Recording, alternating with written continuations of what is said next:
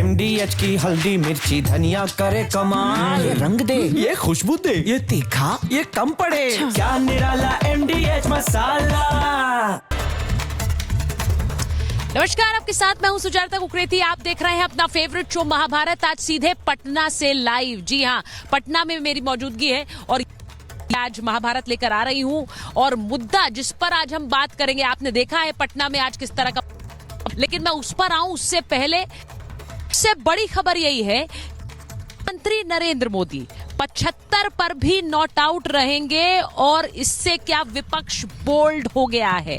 ये मैं इसलिए कह रही हूं क्योंकि बहुत चर्चाएं देश में चल रही थी कि प्रधानमंत्री नरेंद्र मोदी 75 साल, क्या 75 के बाद रहेंगे, क्या 75 के बाद वो अपना ऐलान कर देंगे, बने रहना चाहिए, संघ इस पर आपत्ति करेगा। उन सालों पर एक तरह से विराम लगा दिया है खुद संघ प्रमुख मोहन भागवत।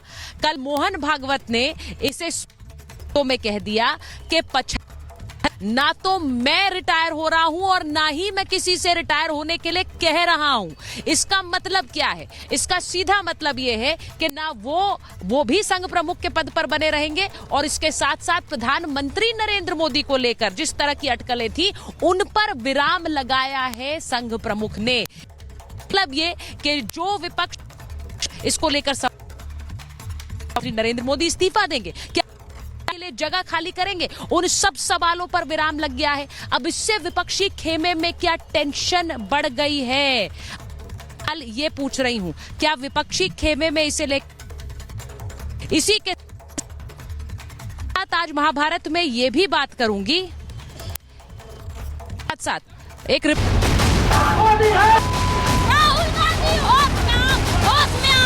चोर का बेटा चोर है, नहीं सहेगा माँ का अपमान। मोहब्बत का पकवान, गालियों की दुकान। मोदी पर अमर्यादित बोल, कांग्रेस का सेल्फ गोल। प्रधानमंत्री मोदी जी के प्रति अपशब्दों का प्रयोग करने का मतलब सूरज पे थूकने जैसा है। मर्यादा तार तार, माफी पर तकरार।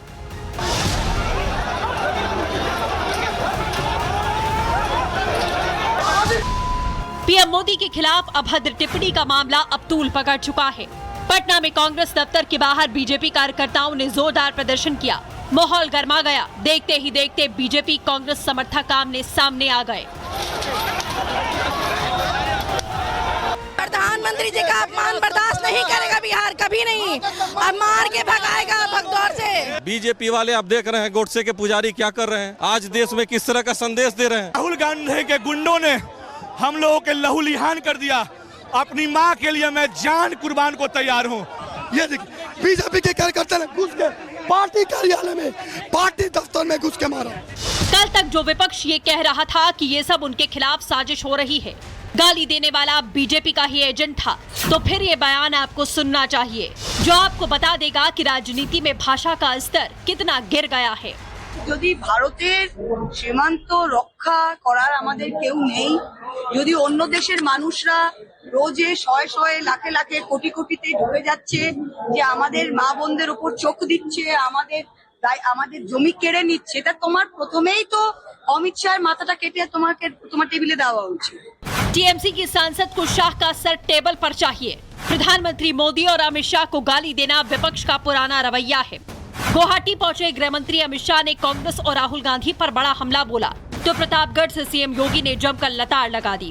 एक घुसपैठिया बचाओ यात्रा जो उन्होंने बिहार में निकाली है, उसमें राहुल गांधी के स्वागत के मंच पर से नरेंद्र मोदी जी की स्वर्गीय माता जी के लिए अपशब्द बोलकर सबसे घृणित काम कांग्रेस के नेताओं ने किया है। समाजवादी पार्टी और कांग्रेस को इससे सबसे ज्यादा पीड़ा हो रही है क्योंकि इन्होंने अपने समय में कुछ नहीं किया और इसीलिए अभद्र भाषा का प्रयोग करके राजनीतिक मर्यादा को इन्होंने तार तार करने का काम किया है। और प्रधानमंत्री मोदी जी के प्रति अपशब्दों का प्रयोग करने का मतलब सूरज पे थूकने जैसा है। बीजेपी कह रही है कि अभद्र भाषा उनकी मर्यादा की राजनीति पर हमला है, वहीं कांग्रेस इसे मुद्दों से ध्यान भटकाने की कोशिश बता रही है।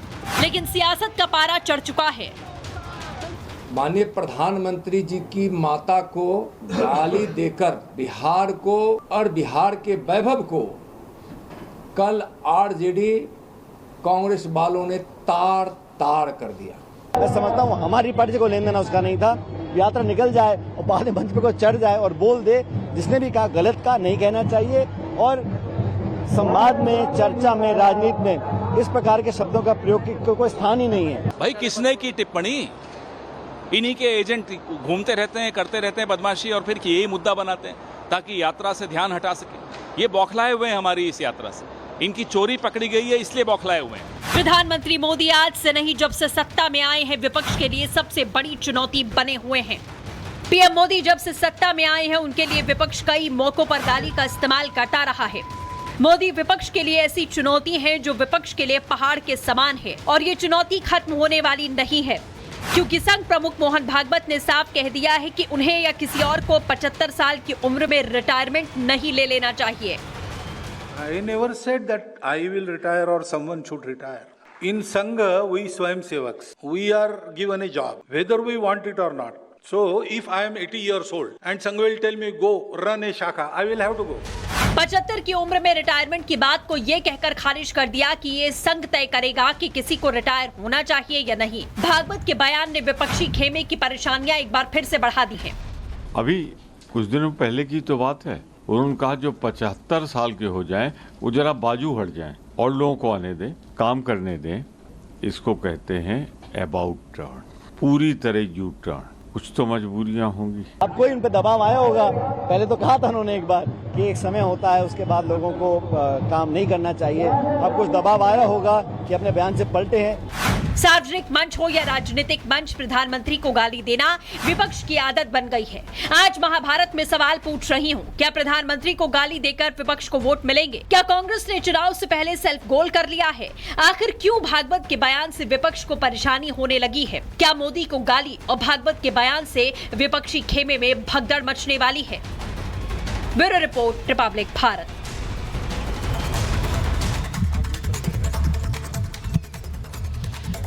तो आज महाभारत सीधे आपके लिए पटना से लेकर आ रही हूं। आपने आज देखा पटना में तस्वीरें क्या थी, आज किस तरह से कांग्रेस और बीजेपी के कार्यकर्ता आपस में भिड़ गए, क्योंकि प्रधानमंत्री नरेंद्र मोदी के लिए भद्दे शब्दों का इस्तेमाल किया गया, जिसे लेकर कार्यकर्ता नाराज थे। लेकिन सवाल यह है कि क्या नरेंद्र मोदी को लेकर जो विपक्ष की सियासत हमेशा से रही है, नरेंद्र मोदी इस सियासी परचम से बाहर जाएं तो विपक्ष को मौका मिलेगा? क्योंकि अब वो ऐसा नहीं लग रहा है कि आने वाले कुछ सालों तक होगा, क्योंकि 75 पर जो नरेंद्र मोदी की इनिंग्स पर विराम लगाने का सवाल बार बार विपक्ष पूछता था, उस पर खुद संघ प्रमुख ने विराम लगा दिया है। तो इसीलिए आज महाभारत इस पर कर रही हूं, पटना से कर रही हूं, क्योंकि यहीं से प्रधानमंत्री के लिए जो शब्द कहे गए और उसके बाद ये पूरा बवाल भी खड़ा हुआ।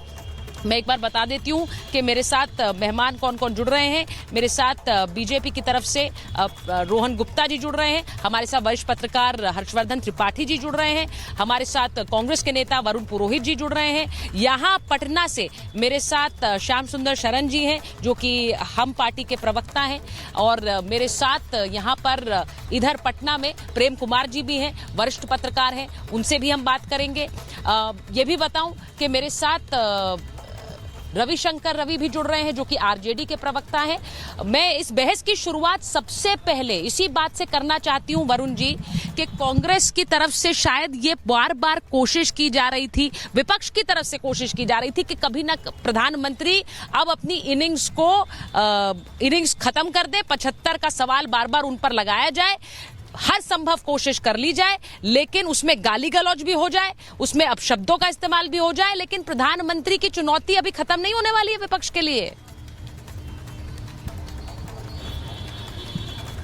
सुचारिता जी, आप पाटलिपुत्र का रण वहां से बता रहे हो, जो महाभारत आपका टॉपिक है डिबेट का। महाभारत इसलिए हुई थी कि शाब्दिक और सब तरह का आचरण में जो गिरावट आई, जैसे हमको देखने को मिल रही है, राजनीतिक और सामाजिक मर्यादाओं का अवमूल्यन हो रहा है, तो मर्यादाओं का अवमूल्यन हुआ तो महाभारत हुई। अब आप पाटलिपुत्र में गए हो तो कुछ ना कुछ तो वहाँ आप गए हो तो कुछ ना कुछ तो होगा, वहाँ फल आएगा राजनीतिक।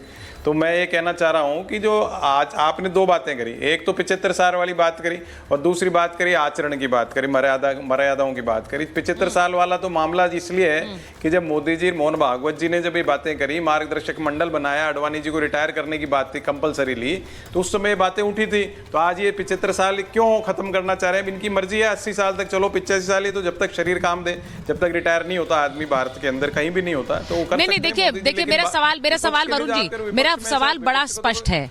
प्रधानमंत्री के खिलाफ आपने हर तरह के हथियार को आजमा लिया है। वो हथियार आपने हर तरह के हथियार को आजमा लिया, उसके अंदर आपने रणनीति भी बना ली, उसके अंदर आपने गाली नीति भी बना ली। जिस तरह का आज हंगामा हुआ है पटना में जहां मैं मौजूद हूं, उससे लेकर देश भर में एक विरोध हो रहा है कि इस तरह के गाली गलौज के लिए जिम्मेदार कौन है। वो जो गुस्सा है आप देख नहीं रहे, इसके लिए जिम्मेदार कौन है? लोग बोल रहे हैं राहुल गांधी को माफी मांगनी चाहिए, आप सहमत हैं? सुचारिता जी, मैंने आपको कहा ये अमर्यादित शाब्दिक आचरण भी निंदनीय है और कांग्रेस दफ्तर पे हमला किया वो भी निंदनीय है। हिंसा का कहीं स्थान नहीं है। अगर आप नाराज हो तो मान लो दूसरी पार्टियां नाराज हो जाए, क्या अराजकता फैल जाएगी? अराजकता और दमनकारी दौर के दहलीज पे खड़ा है भारत। और वो क्यों खड़ा है? कांग्रेस पार्टी जो मूल पार्टी थी नेहरू इंदिरा राजीव की आइडियोलॉजी की, तो वो तो आज है नहीं। वो तो हाईजैक हो गई मलाई चाटू सेटिंगबाजों से और गैर कांग्रेस पृष्ठभूमि के लोगों से। और भारतीय जनता पार्टी जो मोदी सेंट्रिक हो गई है, अटल जी अडवाणी जी की जो कॉस्मोपॉलिटन पार्टी होगी, अटल जी अडवाणी जी की तो रही नहीं है पार्टी विद द डिफरेंस। तो ये भारतीय राजनीतिक व्यवस्था के लिए खतरनाक व्यवस्था हो रही है, इसलिए ऐसा आचरण देखने को मिल रहा है। अब प्रधानमंत्री जी के खिलाफ जो गालीबाजी हुई है, मैं कह रहा हूं बहुत कितनी निंदनीय, किसी माँ के खिलाफ बोलते हैं। मैं तो आपसे कितनी बार इस बात पे डिबेट, अगर आप भी इस बात पे करते हो डिबेट, इस बात के लिए मैं साधुवाद देता हूं आपको। लेकिन क्या प्रधानमंत्री जी की माँ दूसरी माँ नहीं है? मैं देख रहा हूं सुबह से प्रधानमंत्री की माँ को। वरुण जी, आप कहते हैं क्योंकि आप अपने संस्कार, आप संस्कारी व्यक्ति हैं, हम जानते हैं जो भी व्यक्ति संस्कारी होगा वो इस तरह की गाली गलौज के खिलाफ बोलेगा, ये मैं अच्छी तरह जानती हूं। लेकिन सवाल सबसे बड़ा ये है कि क्या सिर्फ ये गाली गलौज की बात नहीं है, सवाल ये है कि क्या जो वरिष्ठ नेता हैं उन्हें इस पर नहीं बोलना चाहिए? आचरण क्या होगा इस पर नहीं बोलना चाहिए? आज तो महुआ मोइत्रा ने किस तरह का बयान दे दिया अमित शाह के बारे में, मैं उसको लेकर हैरान हूं। मैं एक बार मैं हर्षवर्धन जी के पास जाऊं, रोहन जी के पास जाऊं, रोहन जी और हर्षवर्धन जी को भी स्क्रीन पे ले लीजिए इधर। मैं एक बार प्रेम जी और श्याम सुंदर जी के पास भी जाती हूँ, मैं स्टूडियो में आ रही हूँ। प्रेम जी, क्या हो रहा है? ये स्तर गिरता जा रहा है। अब महुआ मोइत्रा क्या कह रही है? सर कलम कर दीजिए अमित शाह का। हो क्या रहा है ये? देखिए, गलत भाषा, गलत आचरण निंदनीय है, त्याज्य है, छोड़ा जाना चाहिए, नहीं होना चाहिए। हाँ। एक बात है, पर इसको पॉलिटिकल देखिए, चूंकि ये मामला सिर्फ इंडिविजुअल गाली देने का नहीं है। हाँ। राजनीतिक है। हाँ। इस घटना से किसको सबसे ज्यादा नुकसान? इंडिविजुअल गाली देने का क्यों नहीं है? क्यों नहीं है? इसलिए कि खुद बीजेपी कह रही है कि कांग्रेस के मंच से भाषण हुआ। हाँ, बिल्कुल इंडिविजुअल नहीं हुआ ना। ये तो कांग्रेस बनाम बीजेपी के सबसे बड़े नेता, देश के प्रधानमंत्री, उनके लिए बात हुई, यहाँ हुई। तो अब यहाँ पर एक बात ये है कि ये जो घटना घटी, इस घटना में क्या उसको कांग्रेस का मंच कहना सही होगा? क्यों नहीं होगा? वो किसका मंच था? इसलिए कि जब सभा विसर्जित हो जाती है, हाँ। जब सब लोग मुख्य वक्ता बोलकर चले जाते हैं, उसके बाद उस मंच पर कोई अलग अलग किस्म के लोग भी हो सकते हैं, प्लांटेड भी हो सकते हैं, कोई भी हो सकता है। वो मंच कांग्रेस का नहीं रह गया जब वो विसर्जित हो गई, एक बात। इसलिए उस तरह से प्लांट करना कि कांग्रेस ने ये कराया, अपना नुकसान क्यों कराए कांग्रेस? क्यों इतनी अच्छी यात्रा चल रही है, सारी चर्चा हो रही है, राहुल गांधी का ग्राफ ऊंचा बढ़ रहा है, इसमें वो गाली दे करके क्यों? मतलब इस गाली से ग्राफ गिरा है? ये गाली से ग्राफ गिरा है कि नहीं? ग्राफ गिरेगा तो क्यों कराएगी वो प्लांटेड? ये गिरा है कि नहीं गिरा है? ये साजिश होगी ना। गिरा है या गिरेगा ये तो इस पर चर्चा डिपेंड होगा ना। साजिश का पर्दा पास हो जाएगा, ग्राफ ऊंचा हो जाएगा। अरे ये साजिश, वो कह रहे हैं कि ये तो सार्वजनिक मंच था, इससे कांग्रेस का क्या लेना देना है? मेरा सवाल सिर्फ ये है कि नरेंद्र मोदी के खिलाफ इतनी साजिशें, जिस तरह की भाषा का इस्तेमाल हो रहा है, नरेंद्र मोदी नहीं जाने वाले हैं कहीं, वो रिटायर भी नहीं होने वाले हैं, ये बिल्कुल क्लियर हो गया। इनकी चुनौती खत्म नहीं होने वाली। देखिए, इनकी चुनौती बिल्कुल खत्म नहीं होगी। हाँ। क्योंकि इसलिए खत्म नहीं होगी, खुद ही नहीं चाहते हैं कि चुनौती हमारी खत्म हो।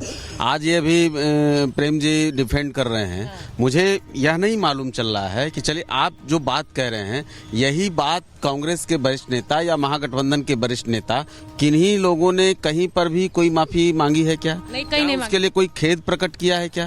क्या उसको बुरा भला कहा है क्या उस मन से जिस लड़के ने इस तरह की भाषा का इस्तेमाल किया उसको उन लोगों ने पकड़कर पुलिस के हवाले करने का काम या उस समय उसको रोकने का काम या उसको किसी भी तरह से बचाने का जो प्रयास ये लोग कर रहे हैं वो उचित है क्या? और दूसरी बात, मुझे लगता है कि भाषा का स्तर की ये बात कर रहे हैं। आप लगातार देख रहे हैं कांग्रेस के जो अभी ललबबुआ हैं, जो युवराज हैं, जो राहुल गांधी जी पूरे देश का दौरा करते रहते हैं, वो किस भाषा में इस्तेमाल करते हैं? वो क्या नरेंद्र मोदी जी के लिए तू तड़ाक की जो इस भाषा का इस्तेमाल करते हैं वो उचित है क्या? ये बात है, तू तड़ाक की इस भाषा कर रहे हैं और आप कह रहे हैं कि भाषा तो सार्वजनिक मंच था, हम थोड़ी कर रहे हैं। इस बात को समझिए, तू तड़ाक क्या है। अमेरिका हम तू तड़ाक समझे भाई, ये भारत है, यहाँ सब तू तड़ाक समझते हैं। ये समझाएंगे थोड़ी आपके तू तड़ाक क्या? एक एंगल आया, मैं ये क्लियर हो जाएगा। अमेरिका के राष्ट्रपति भारत के लोगों को कमर में जंजीर बांधकर, पैर में जंजीर बांधकर लाभ पटकते हैं। अब देखिए, हाँ, ये कहाँ की बात कहाँ? इसका इससे इसके कारण राहुल गांधी तू तड़ाक की बात क्या मतलब? मैं अगर बोलता, मुझे बोलने देंगे तो क्लियर हो जाएगा, ज्यादा वक्त लूंगा नहीं। तो दूसरी बात है कि अमेरिकी डोनाल्ड राष्ट्रपति प्रधानमंत्री जी का लगातार अब्यूजिंग किया उन्होंने, ब्रिक्स को लेकर बयान दिया, लगातार बोल रहे हैं। और जिस तरह से भारत के प्रधानमंत्री को अपमानित कर रहे हैं उसकी भाषा का ट्रांसलेशन वो डोनाल्ड ट्रंप जो है हमारे देश के प्रधानमंत्री, क्या है ट्रांसलेशन? ये है तू तड़ाक की भाषा में बात कर रहा है, बोल रहे हैं। उनका एक्चुअल बयान बताइए डोनाल्ड ट्रंप का। वो से तू तड़ाक है, ये तू तड़ाक, ये कौन सा? उनकी पूरी भाषा। नहीं, मैंने तो सुना बयान। हमने युद्ध बंद कराया। तो we stop the war, we stop the war. ये Hindustan, we stop the war, they had to do it within 5 hours. इसका इंग्लिश ट्रांसलेशन, इसका ये मतलब है तू तड़ाक कहाँ से आया? पूरी भाषा जो है नहीं, कोई नहीं डराने वाली। आपने लिटरल ट्रांसलेशन में ट्रांसलेशन। अच्छा, एक सेकंड, मैं एक बार हर्षवर्धन जी और रोहन जी के पास जा रही हूँ। मैं एक बार रोहन जी आपके पास आ रही हूँ, जरा मुझे बताइए जो बात यहाँ पे कही जा रही है, क्या आज महुआ मोइत्रा ने भी जिस तरह का बयान दे दिया गृह मंत्री के बारे में सर कलम कर देना चाहिए, ये एक परिपाटी शुरू हो चुकी है। अब मुझे नहीं पता है अगर वरिष्ठ नेता इस तरह की बात करेंगे, तू तड़ाक करेंगे, सर कलम करने की भाषा करेंगे, तो फिर कार्यकर्ता क्या करेगा? बिल्कुल सुचिराती, जिस प्रकार से इनकी तथाकथित मोहब्बत की दुकान में हर रोज नफरत के पकवान परोसे जा रहे हैं, पूरे देश की जनता इनकी हकीकत जान चुकी है। और आपने बहुत सही बात की कि अगर उनके बड़े नेता तू तड़ाक की भाषा करेंगे तो छोटे कार्यकर्ता का इस प्रकार की भाषा करना स्वाभाविक है, क्योंकि मैसेज तो ऊपर से आ रहा है कि आपको सामने वाले नेता का या प्रधानमंत्री का आपको अपमान करना है। जिसका जो विवेक होगा उससे आपसे अपमान करेगा। और कांग्रेस के मन से इस प्रकार से भद्र टिप्पणी होना और फिर भी कांग्रेस का इसके ऊपर चुप्पी करना, मुझे लगता है कि इस प्रकार की नकारात्मक राजनीति बिहार की जनता, बिहार की धरती से जब हो रही है उसको बिल्कुल स्वीकार नहीं करेगी। यह हमारी राजनीति में कभी भी देखिए विरोध हो सकता है, आप किसी के खिलाफ बोल सकते हैं, सरकार का विरोध कर सकते हैं, पर व्यक्तिगत तौर पर इतनी अभद्र टिप्पणी करना, प्रधानमंत्री के लिए तू तड़ाक की भाषा का उपयोग करना है, यह ना हमारी संस्कृति ने कभी हमको सिखाया है, ना हमारी संस्कृति इसको स्वीकार करेगी। तो बहुत बड़ी हैरानी की बात है। और आज जो महुआ मोइत्रा का बयान था, आप नफरत की पराकाष्ठा देखिए, देश के गृह मंत्री के बारे में ये उनके सर कलम करने की बात करना, ये नफरत नहीं है तो और क्या है? आप अपनी राजनीति में इतनी हद तक आगे चल जाता है कि आपको व्यक्तिगत विवेक या व्यक्तिगत रिस्पेक्ट की बात भी भूल जाती है और आप चाहते हैं कि जनता आप पे भरोसा करे। क्या जनता, देश की जनता, भारत देश की जनता जो वसुधैव कुटुंब की बात करिए, क्या वो इस प्रकार की नफरत की राजनीति को कभी स्वीकार करेगी? नहीं करेगी। आपका मुद्दा हो सकता है, पर अगर व्यक्तिगत तिरस्कार की, इतनी नफरत की आप बात करेंगे, देश की जनता और बिहार की जनता आपसे बिल्कुल बदला लेगी कि यह हमारी संस्कृति नहीं है, ना यह हमारी भाषा है। देखिए, मैं एक चीज बड़ा क्लियर बोलना चाहती हूँ। आज मैंने जब शुरुआत की हर्षवर्धन जी, तो हम एक बहुत बड़े मुद्दे की बात कर रहे हैं जिस सवाल को विपक्ष बार बार उठाता रहा। विपक्ष ये कहता रहा 75 साल के होने वाले हैं, इनको अब अपनी इनिंग्स को समाप्त कर देना चाहिए, इन्हें रिटायर हो जाना चाहिए। मोहन भागवत जी कह रहे हैं ना मैं जा रहा हूं और ना ही किसी को जाने की जरूरत है। अब मेरा सवाल ये है कि नरेंद्र मोदी के खिलाफ आपने हर हथियार इस्तेमाल कर लिया। उसमें एक हथियार गालीबाजी का था और एक हथियार ये था कि 75 पर तो चले जाएंगे कम से कम, तब तो हमारे लिए रास्ता साफ होगा। दोनों में से कहीं सफलता नहीं मिल रही है। हर्षवर्धन जी, कि राजनीति में कभी इतना असहाय विपक्ष नहीं रहा कि नेता को ये कहे कि अच्छा तुम त्यागपत्र दे दो या संन्यास ले लो, तब हमारी राजनीति चलेगी।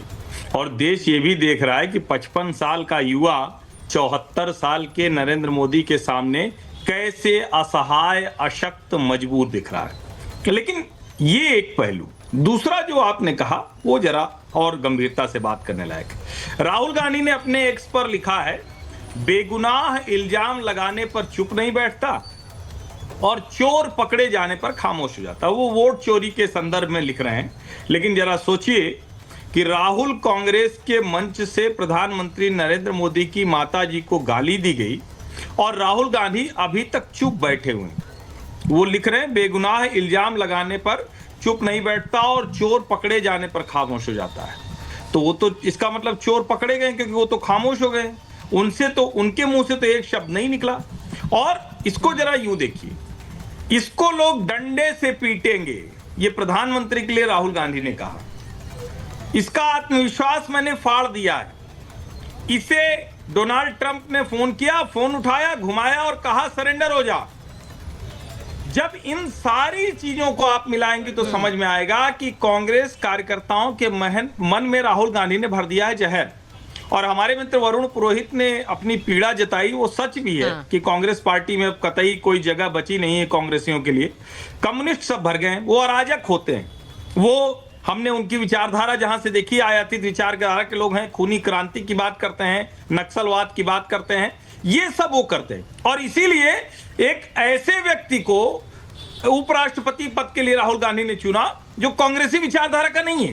तो आप अगर पूरे डिजाइन को देखेंगे तो भारत जोड़ो यात्रा में राहुल गांधी ने जो कहा था कि देश भर में केरोसिन छिड़की हुई है, बस माचिस लगाने की देर है, बार बार वो माचिस लगाने की कोशिश करते हैं। वो तो भारत की परिपक्व जनता और लोकतंत्र है जो बार बार उनकी माचिस पर पानी डाल देता है, वरना आग लगाने की कोशिश वो नियमित कर रहे हैं, जहर फैला रहे हैं, विष फैला रहे हैं देश के भीतर। खतरनाक है।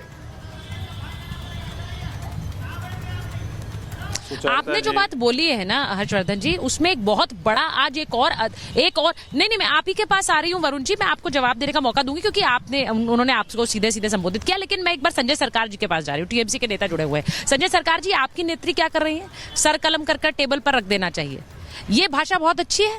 पहले तो मुझे ये बताइए, आप इंडोर्स कर रहे हैं इस बयान को?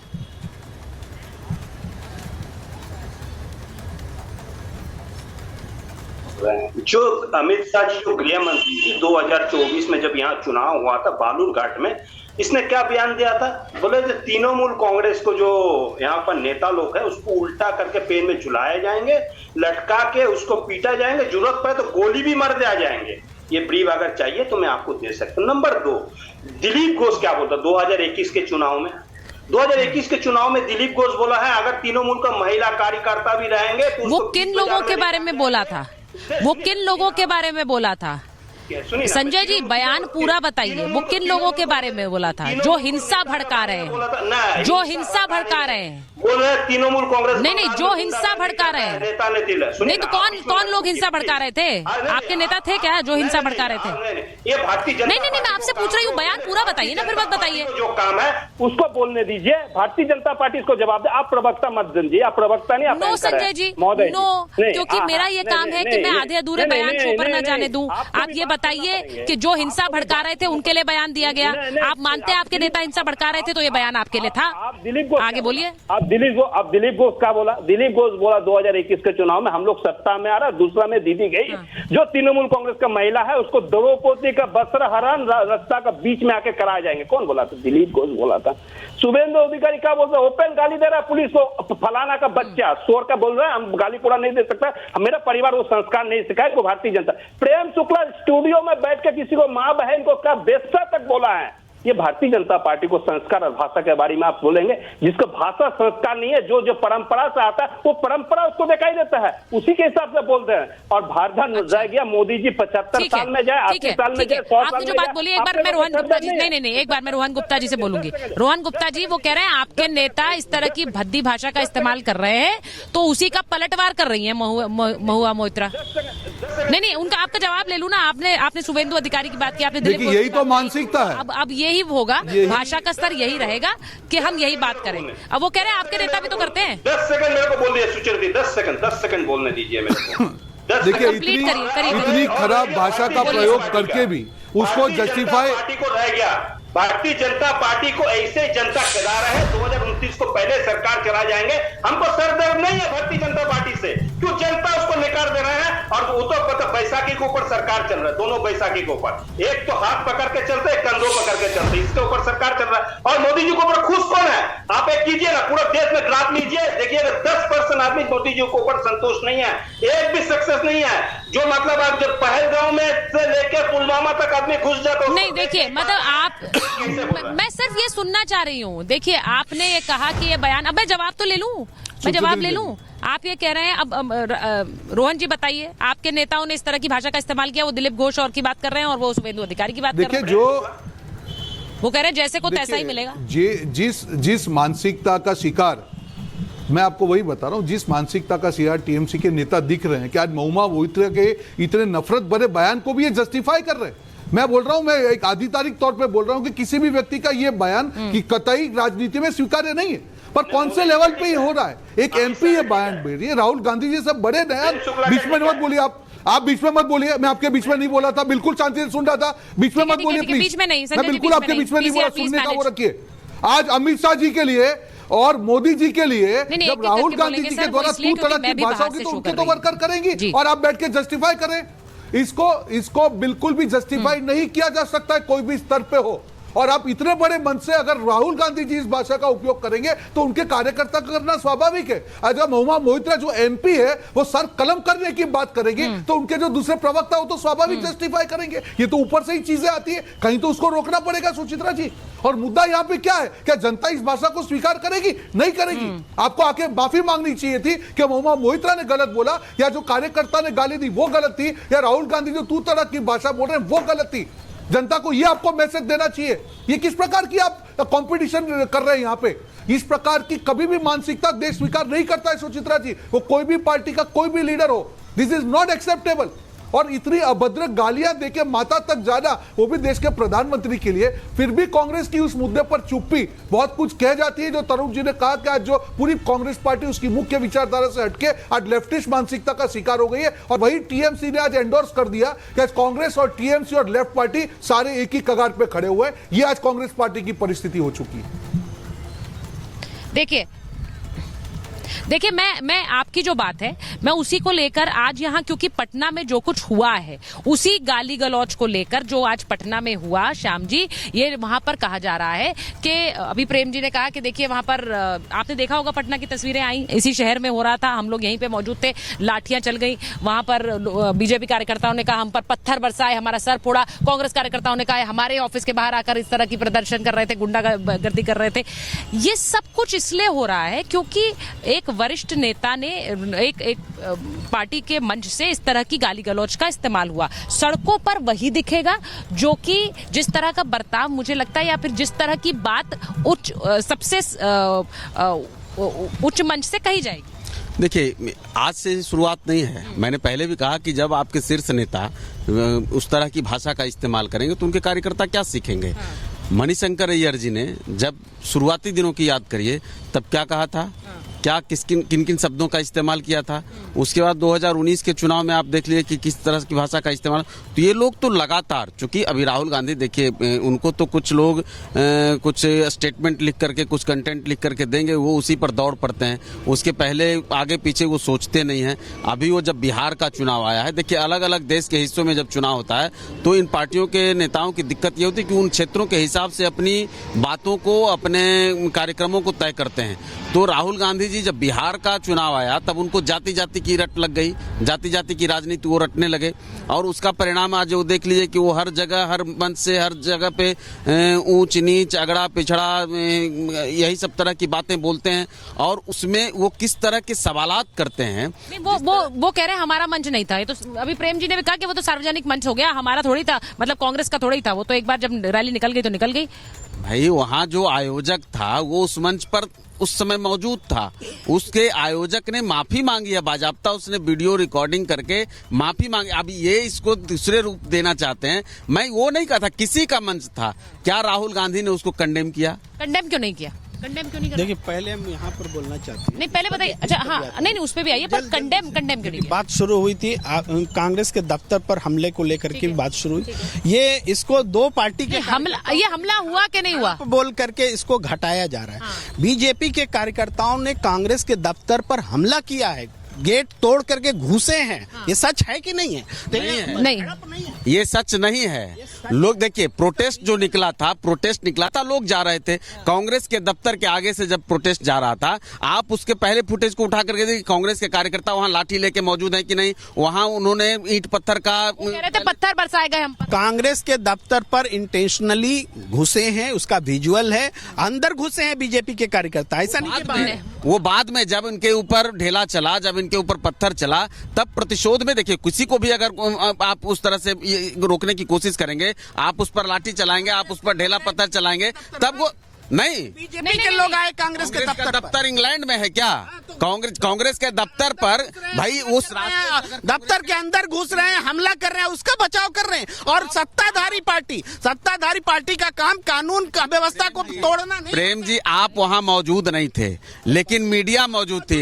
नहीं, मैं भी नहीं था, मीडिया मौजूद थी। कहां से आ गई? कौन मौजूद था? यार विजुअल मैं वही तो कह रहा हूँ। एक मिनट देखिए, मैं बस ये सीधी सी बात बता दूं कि ये जो सड़क पर हो रहा है ये कोई अच्छी तस्वीर नहीं है। और वो हो क्यों रहा है? क्योंकि देखिए ये बात आपको माननी पड़ेगी, आप माने या ना माने प्रेम जी, कि जिस तरह की भद्दी बातें उस मंच से कही गई, वो ना तो मैं अपने दर्शकों को बता सकती हूँ, ना मेरे दर्शक सुन सकते हैं। इस तरह की भद्दी भाषा का इस्तेमाल, मुझे ऐसा लगता है राजनीतिक शिष्टाचार ये कहता है कि कंडेम करना चाहिए फ्रॉम ऑल साइड्स। इसमें कोई इफ एंड बट नहीं होना चाहिए। लेकिन अगर वो कंडेम नहीं हो रहा है तो क्या इसे लेकर भी भुनाने की कोशिश है? क्या ये देके बताने की कोशिश है कि ये तो जबरदस्ती कराया गया, भाई ये तो हमारे मंच का इस्तेमाल किया गया? मैं नैतिकता की बात बताऊं, अगर ये राजनीतिक रूप से इसका केवल मतलब छोड़ दें, आपको यह नैतिकता कहता है कि अगर आपके पिता को, आपके माता को, आपके परिवार को कोई इस तरह से सरेआम कुछ कहे तो आपको उसका प्रतिकार करने का अधिकार है, कानूनन भी और मुझे लगता है कि ये सामाजिक रूप से भी। ठीक है, मैं एक बार मैं जरा पूछना चाह रही हूँ। मैं हर्षवर्धन जी आपके पास आ रही हूँ। मैं एक चीज पूछूंगी क्योंकि हम बार बार ये कहते हैं कि, और प्रधानमंत्री खुद इसके बारे में अपने मंचों से कह चुके हैं कि मोदी को जितनी गाली दोगे मोदी उतना काम करेगा। ये वो खुद कह चुके हैं। मुझे हैरानी नहीं होगी कि वो पटना आए, बिहार आए, अपनी किसी रैली में आए, वो इसका जिक्र जरूर करेंगे। लेकिन जिस तरह से इसे अगर कंडेम नहीं किया जा रहा है बल्कि उसके लिए एक और पृष्ठभूमि बनाई जा रही है सफाई देने के लिए, क्या ये भारी पड़ेगा इन पर, विपक्ष पर? मुझे लगता है कि इस सवाल का जवाब बिहार की जनता के मन में पहले दिन से आ गया होगा। और क्यों आ गया होगा? क्योंकि लगातार जब वोट चोर का नारा लग रहा है तो जनता को भी तो बुरा लग रहा होगा ना। हम गर्मी सर्दी बरसात तो लाइन में लगकर वोट दें और नेता कोई हार जाए तो वोट चोर करने लगे। बिहार में जहां लंबे समय से लोग, और देखिए जब हम उस धरती की बात करते हैं तो अभी मैं इसके पहले 75 वाली चर्चा सुन रहा था, नौजवानों का आंदोलन था, जयप्रकाश नारायण की अगुवाई ले ली थी सबने। जयप्रकाश नारायण की उम्र क्या थी ये बताने की बात नहीं, लेकिन वो एक मसला है। नरेंद्र मोदी अपने राजनीतिक जीवन में जिस तरह से आगे बढ़े हैं, अब उनके ऊपर आप इस तरह की गाली गलौज, आप उनके मैंडेट को वोट चोर, जब ये सब कहते हैं तो नुकसान किसका होगा? नुकसान होने जा रहा है तेजस्वी यादव का। और यकीन मानिए, इसको राष्ट्रीय जनता दल के नेता टेलीविजन पर स्वीकार नहीं करेंगे, राष्ट्रीय जनता दल की रही सही उम्मीद समाप्त होने जा रही है। 2020 मोमेंट रिपीट कर रहा है। जैसे 2020 में राष्ट्रीय जनता दल की बहुत अच्छी स्थिति थी, राहुल गांधी ने सभाएं करनी शुरू की और राष्ट्रीय जनता दल का ग्राफ नीचे गया, 70 सीटें ले ली, ग्राफ नीचे चला गया। और राष्ट्रीय जनता दल कांग्रेस की इज्जत बचा रहा है, क्योंकि उनको लगता है कि राहुल गांधी को मुसलमान अपना नेता मानने लगा है, तो उनकी इज्जत बचाता है, उनकी रैली में चला जाता है, झंडे लेकर चला जाता है। जहां जहां तेजस्वी नहीं रहते, जरा उनके कार्यक्रम का, उनके इस यात्रा का वीडियो निकालिए। और क्या ये कोई पिकनिक है, टूर है जो प्रियंका गांधी और राहुल गांधी का वीडियो है बुलेट पर घूमते हुए? बड़ा विचित्र सा दिख रहा है। लोकतंत्र में राजनीतिक साख, राजनीतिक विश्वास वो विपक्ष की सबसे निचले स्तर पर है। बिहार का चुनाव यहां से निश्चित तौर पर बदलने जा रहा है। ठीक है, जो बात आप कह रहे हैं कि बिहार का चुनाव यहां से बदलने वाला है, मैं एक और आज जो इम्पोर्टेंट मुद्दा है, क्योंकि हमने इसकी चर्चा भी की, लेकिन आज किस तरह से ये मुद्दा गरमाया, और क्योंकि मैं पटना में थी, आज जिस तरह से लाठी चल गई दोनों पार्टियों के कार्यकर्ताओं के बीच, जिस तरह से हंगामा मचा, उस पर बात करना स्वाभाविक है। लेकिन अब मैं जरा उस बारे में बात करना चाहती हूँ जिस पर संघ प्रमुख ने बात रखी।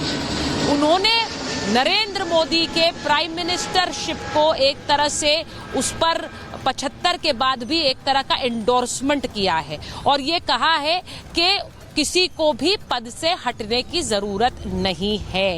इसका मतलब क्या है?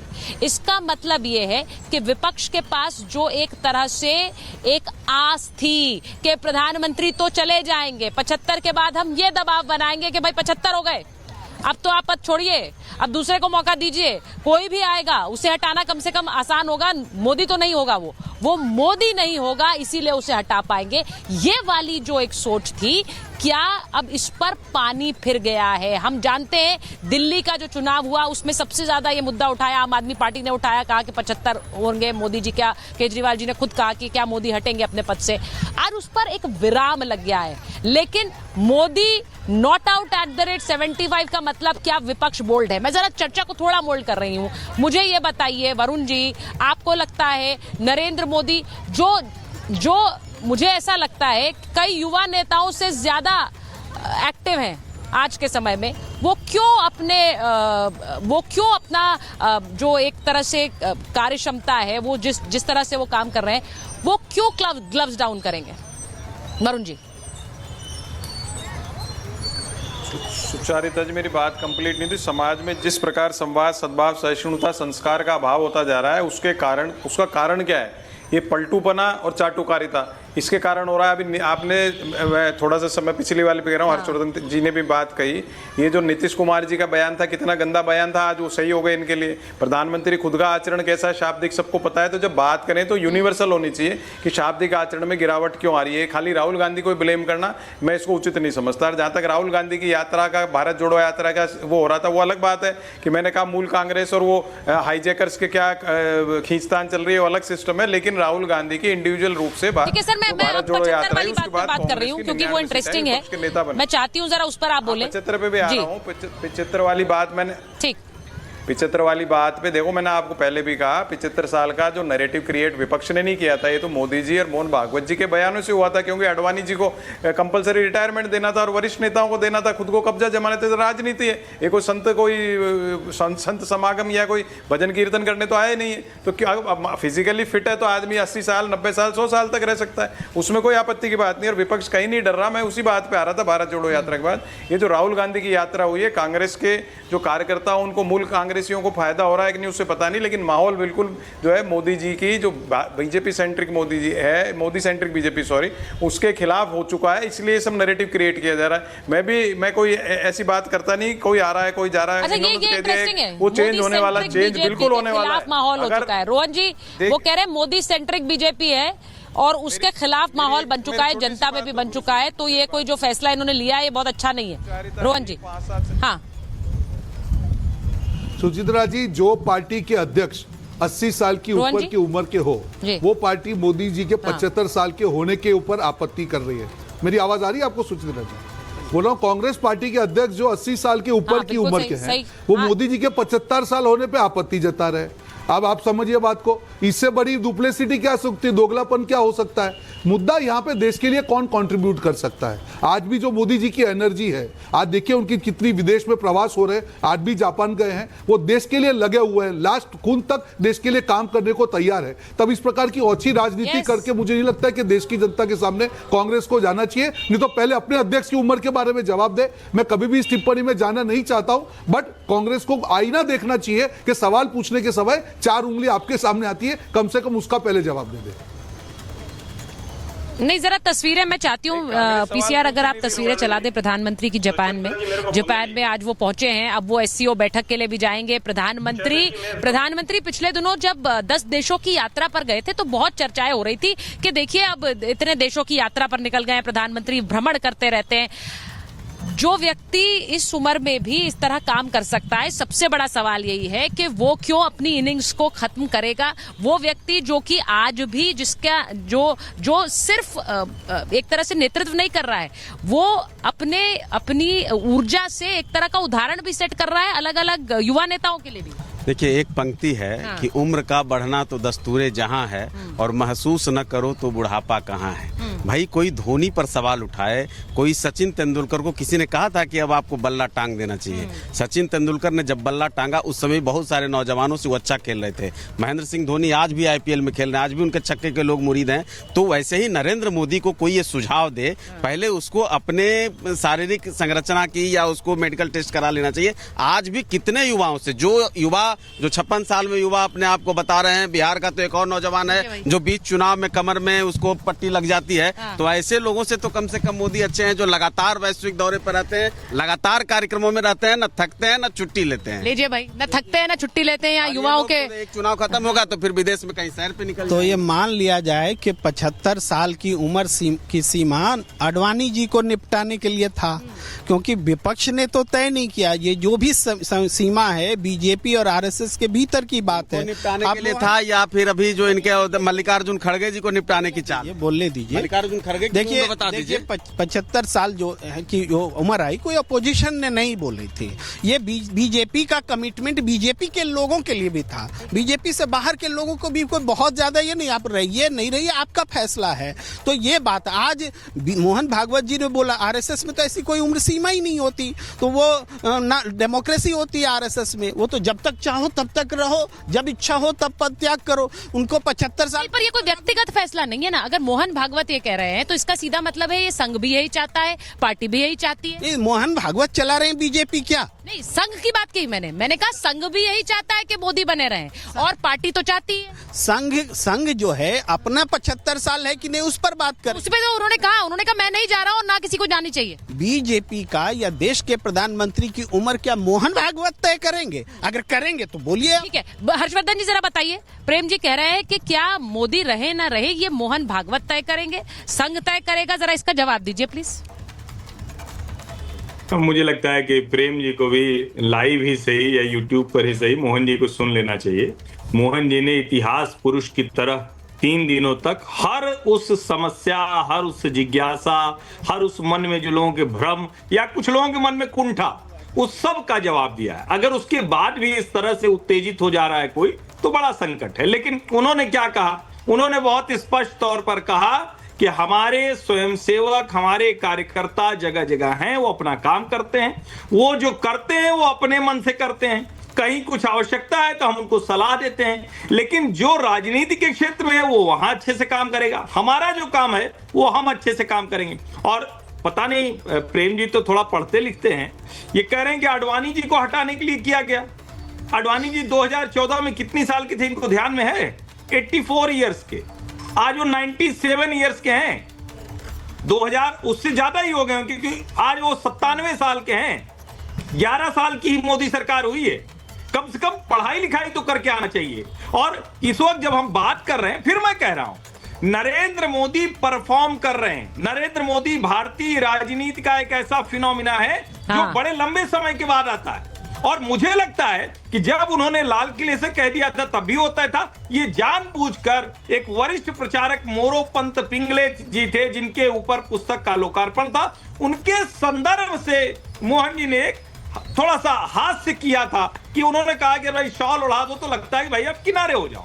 लेकिन किनारे वो होता है जो परफॉर्म नहीं कर पाए। अब ये अलग बात है कि 20 साल से एक आदमी परफॉर्म नहीं कर पा रहा है, शॉल बार बार उसको उड़ाई जा रही, फिर भी कांग्रेस के लोग ना भैया, राहुल भैया अगली बार वो प्रधानमंत्री बन जाएंगे। तो अब इसमें कोई क्या कर सकता है? मुझे लगता है कि ये कोई प्रश्न ही नहीं होना चाहिए। अगर ममता बनर्जी परफॉर्म कर रही है तो बिल्कुल वो रहेंगे, उसमें कोई कौन रोक लेगा? शरद पवार जब तक वो चलते रहे तब तक वो रहे, कौन रोक पाया? हाँ चलिए भाई, ये सवाल नहीं, मैं प्रेम जी से भी पूछूंगी, हर्षवर्धन जी, क्योंकि प्रेम जी आपको जी, मैं एक बार जरा संजय सरकार जी से पूछूं। संजय जी, अगर ममता जी परफॉर्म कर रही हैं तो चलेंगी ना, आगे भी वो नेत्री रहेंगी और नेतृत्व का चेहरा भी रहेंगी टीएमसी के लिए? देखिए, ये समय के अनुसार में बोला जाएंगे, ठीक है ना। मैं एक चीज आपको बता रहा हूँ, कौन प्राइम मिनिस्टर बनेंगे नहीं बनेंगे, देश का जनता तय करेंगे। हमने आसमान में कभी देख समय के अनुसार मतलब आप ये कह रहे हैं कि टीएमसी में कोई नेतृत्व बदल सकता है? नहीं, ये कह रहे हैं आप? नहीं है। मैं आपको बताता हूँ, ये सरकार 2029 को पहले ही चला जाएंगे भारतीय जनता पार्टी को सरकार। हंस जाएंगे संजय जी ये कहकर, आप सोच लीजिए। नहीं सुनिए ना, आप मेरे को जब बोलने का मौका आता है आप डरता है, शायद हमको बोलने नहीं देता है। आप मेरे सवाल और जवाब दोनों में डरते हैं।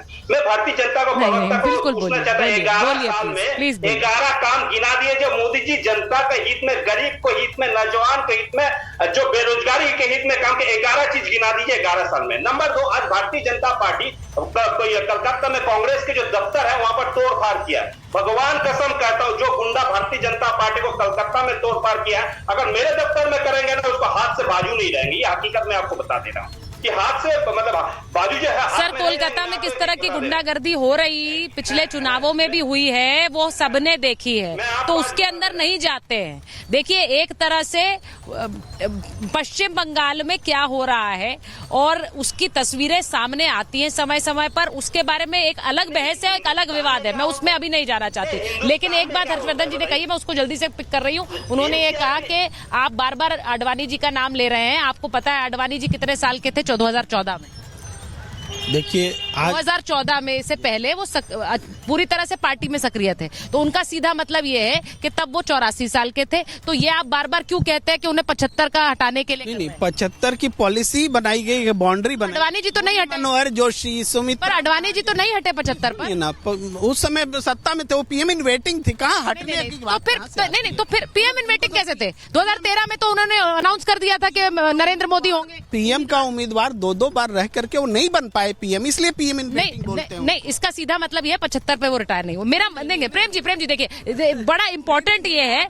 नहीं, मैं इसलिए बोल रही हूँ क्योंकि आप बार-बार कहते हैं 75 पे। मनोहर जोशी जी, सुमित्रा महाजन जी, इवन बीएस येदियुरप्पा जी को 75 होने के पहले हटाया गया और एक बार थोड़े समय के लिए लाया गया और फिर 75 के ग्राउंड पर हटाया गया। तो बहुत सारे लोग जिनके साथ इन्होंने कमिटमेंट किया था, उनके साथ धोखा है, देश की जनता के साथ है, विपक्ष। ठीक है, अब मुझे लगता है देश की जनता के साथ अगर धोखा है तो देश की जनता तय करेगी, क्योंकि उनको वो चाहती है नरेंद्र मोदी रहे या ना रहे, इसके लिए मतलब बतौर प्रधानमंत्री, इसके लिए नेता जनता ही वोट करती है, तो उन पर ही छोड़ देते हैं, वो तय करेगी। मेरे पास महाभारत में इतना ही समय था, लेकिन जाते जाते आपको बता दें कि प्रशांत किशोर जन स्वराज के बड़े नेता हैं, वो अलग अलग जगह रैलियां कर रहे हैं, उनके साथ एक खास साक्षात्कार जल्द आ रहा है। अब आया असली स्वाद, अब आया स्वाद। जब स्वाद के पड़े हो लाले तो MDH का चंकी चाट मसाला डालें। MDH का चंकी चाट मसाला। MDH